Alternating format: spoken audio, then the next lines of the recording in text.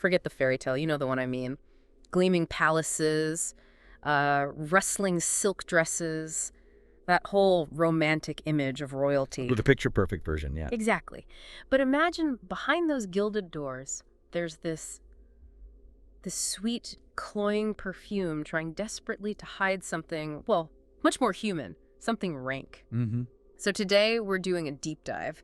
We're stepping into the real world of medieval and Renaissance royalty, looking at hygiene practices that honestly would probably horrify most of us today. And we're drawing these insights from the Quiet Historian's YouTube channel, which does a great job uncovering these hidden aspects. Right.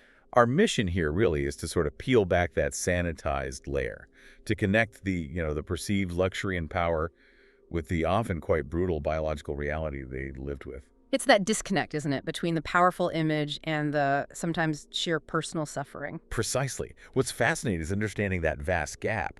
Okay, so let's start with beauty, or rather, the deadly pursuit of it. Think about Queen Elizabeth I, an icon, right?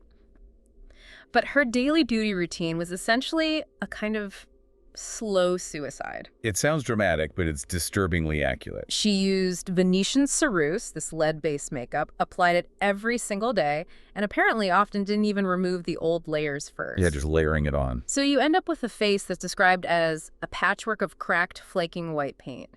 Apparently, when she did bathe, maybe once a month, it would peel off like paint flaking from old buildings. Why? And the smell, described as an olfactory assault of lead, vinegar, and, well, human secretions. How could anyone stand that? What was the driving force? Well, it really speaks to the immense pressure of societal expectations, doesn't it?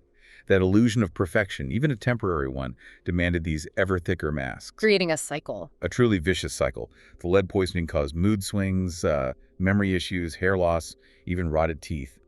But hiding that visible decay behind more lead became the priority. So the cost of maintaining that image of power was immense. Yeah. Physically devastating. It really raises the question about the impossible standards, especially for women in power.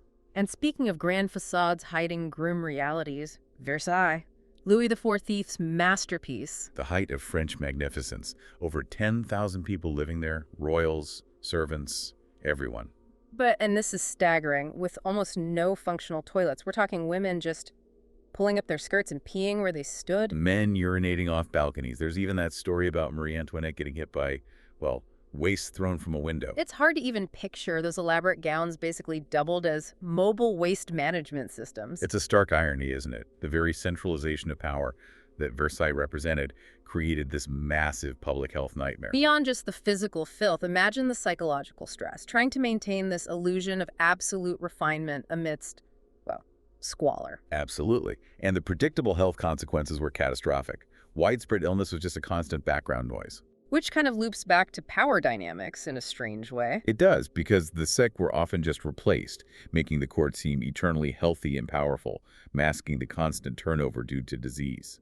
Okay, this next one is, wow.